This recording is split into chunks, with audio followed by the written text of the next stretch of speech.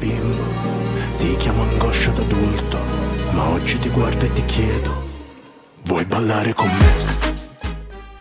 Welcome to Unlearn Roundtable Discussion Series Episode 1. This is Zoe, and I'm here to introduce a very juicy panel where knowledge, expertise, but mostly embodiment of a heritage unravels possibly more than one identity. We have Silvana Patriarca, professor of history here in New York at Fordham University. She specializes in the history of modern Italy and in particular in the culture history of nationalism. Kristal Trotter on Zoom, based in North Carolina, founder of Accento.World, creative designer, writer, and image activist. And Steven Cerulli, a multi-generational Italian-American. He is a PhD candidate in modern history at Fordham University and a researcher at the Calandra Italian-American Institute, Queens College. He specializes in Italian-American diaspora studies. Italians are and were always the result of a very intricate blend of ethnicities, and by latest scientific researches, in Europe, Italians have the highest genetic diversity.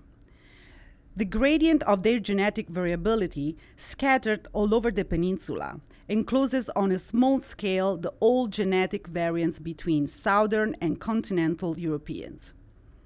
This amazing diversity started to accumulate soon after the late glacial maximum, which ended approximately 19,000 years ago.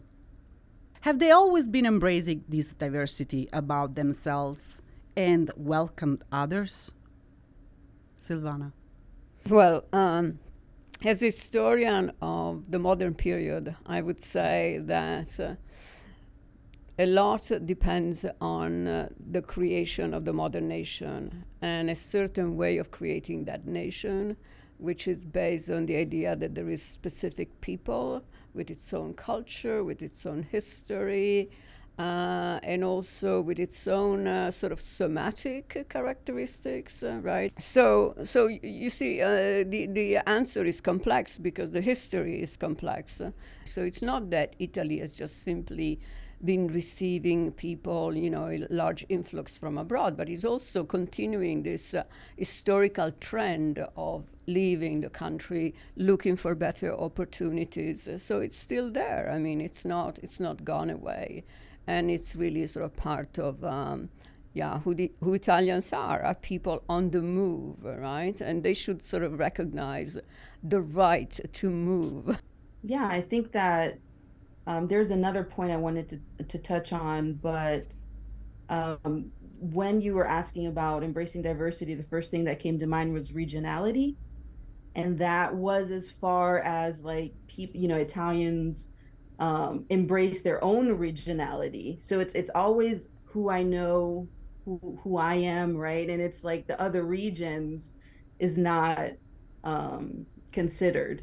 So there's always the sense of competition. There's always the sense of I'm better than you, or you do this differently than I do. So, and I wonder if that is cultural, because there's a tendency to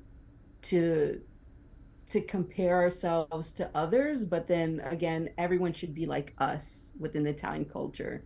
So it's very difficult to embrace anything, really. So yeah. Steven. So I'm furiously typing away on some notes. So I want to pivot off a couple things that we've discussed already. In terms of the kind of multicultural history of Italy, I'm fully from what was once the Kingdom of Two Sicilies, but from 4 or 5 different current Italian states.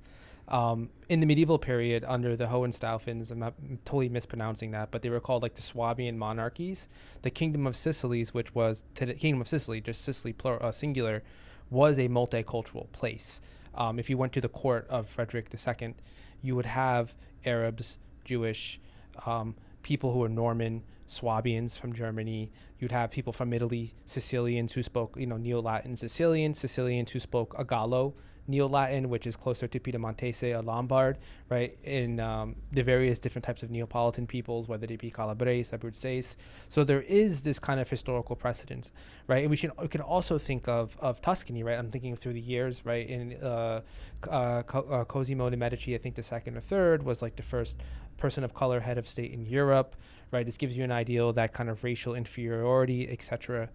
Comes along later. Even in Italy today, the kind of historic languages dispersed throughout the geography are actually quite diverse, right? The